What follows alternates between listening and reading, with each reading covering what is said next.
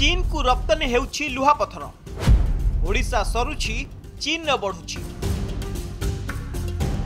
पड़ोशी होई भी बारंबार शत्रु भली आचरण करि आसुछि चीन।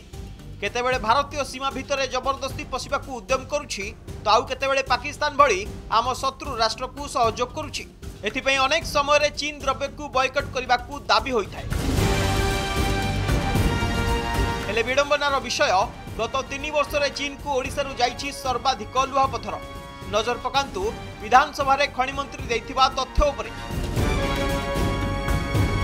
ओडिसा रु चाइना को जाइछि लुहापथर 2022-23 रे 6,44,23,312 मेट्रिक टन, 2023-24 रे 2,07,81,968 मेट्रिक टन, 2024-25 मार्च 10 तारिख सुधा 1,46,52,770 मेट्रिक टन।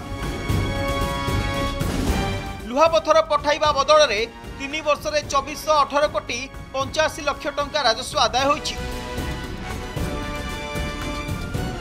चाइना लौह खनिज रप्तानी आमदानी रे ये गोटे प्रमुख दायित्व भी नौछि। तेणु लौहर रप्तानी आमदानी चाइना सहित पूर्वर भल थिला एबे भी चली। चाइना को एते परिमाण लुहापथर चालाण हेउतुवा सामना को आसीबा परे तेजिछि राजनैतिक बयानबाजी। शासक दल को घेरिछंती विरोधी। बीजेपी सरकार स्वदेशी और लोकल फॉर भोकाल कथा कहउतुवा बेले केमिति चाइना को एते परिमाण लुहापथर पठाउछि से नहीं प्रश्न उठाइछंती। ओडिसा रे फैक्ट्री निर्माण हो नहीं किंबा ओडिसा रे फैक्ट्री निर्माण होबा कारण रो एठाकर पिला नियुक्ति पाई पार नहांती पुणी चाइना को जाउची यार कंचामाल एवं सेठारे लाभवान होउची सेठाकार सरकार। ठीक भोकाल फॉर लोकल होउची कि भोकाल फॉर आउटसाइड होउची से कथा तांको दलीय कर्मी मान को पचारले सरकार को पचारले सरकार जणे देबे। किंतु या होउची वास्तव रे बीजेपी सरकार रो ओडिशा वासी को पई भारत वर्ष वासी को पई छळना।